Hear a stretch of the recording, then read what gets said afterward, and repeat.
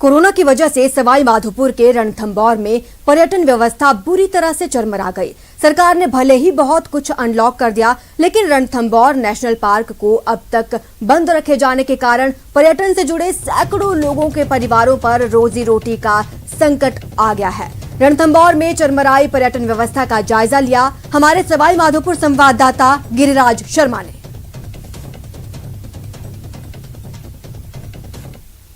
Corona की घातकता के चलते कई बड़े उद्योग धंधों ने दम तोड़ दिया।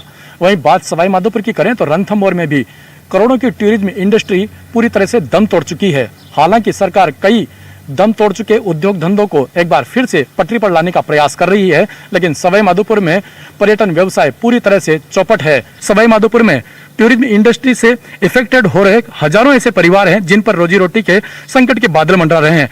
हमारे साथ में बात करने के लिए इस वक्त भी कुछ टूरिज्म इंडस्ट्री से जुड़े हुए पदाधिकारी हैं। आइए उनसे जानते हैं। हमारे साथ में बात करने के लिए मौजूद हैं नेचर गाइड एसोसिएशन के अध्यक्ष रफीक मोहम्मद जी। आइए उनसे जानते हैं कि क्या और किस तरीके से इफेक्टेड है फिलहाल रणथंभौर।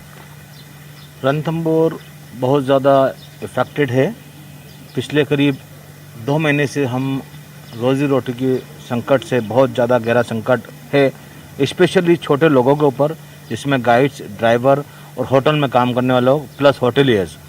रणथंभौर पूरा डिपेंड है टूरिज्म इंडस्ट्रीज़ के ऊपर, और आपने रणथंभौर में और राजस्थान में एक दोहरी नीति अपना रखी है। जबकि राजस्थान वो स्टेट है जहाँ पर टूरिज्म देने वाला स्टेट है। यहाँ से लोग सीख के जाते हैं दूसरे स्टेट में, एग्जाम्पल केरला में हो, गुजरात में हो, महाराष्ट्र में हो, बॉम्बे में हो। रणथंभौर में टूरिज्म को बंद करके रणथंभौर की रोजी रोटी और रणथंभौर लोग बिल्कुल ज़ीरो पे आ चुके हैं। अतः आपके मीडिया के माध्यम से हमारी अपील है श्रीमान मुख्यमंत्री महोदय से कि रणथंभौर के पार्क को चालू किया जाए, जिस तरीके से अन्य राज्यों के पार्क चालू हैं।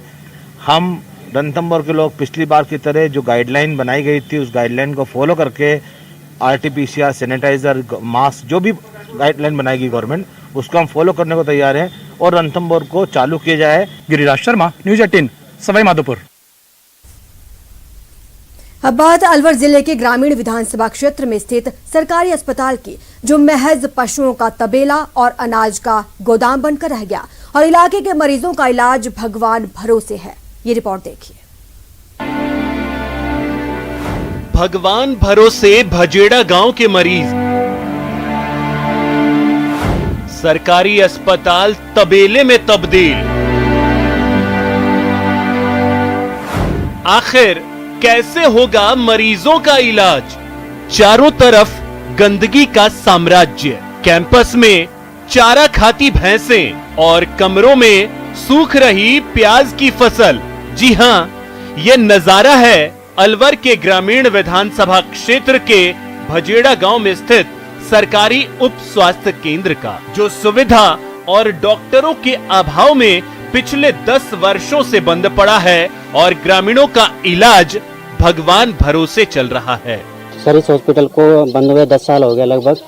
तो कहने का मतलब ये है कि गांव में कोई भी मतलब मरीज होता है या किसी को भी प्रॉब्लम होती है, तो अगर गांव में सुविधा हो तो मतलब इमरजेंसी है तो गांव में यहाँ पे सुविधा हो तो इतनी दूर ना जाना पड़े। यहाँ कोई नहीं बैठता, और 10 साल से कोई नहीं बैठ रहा है। स्थिति हो रही है इसकी बहुत खराब स्थिति है।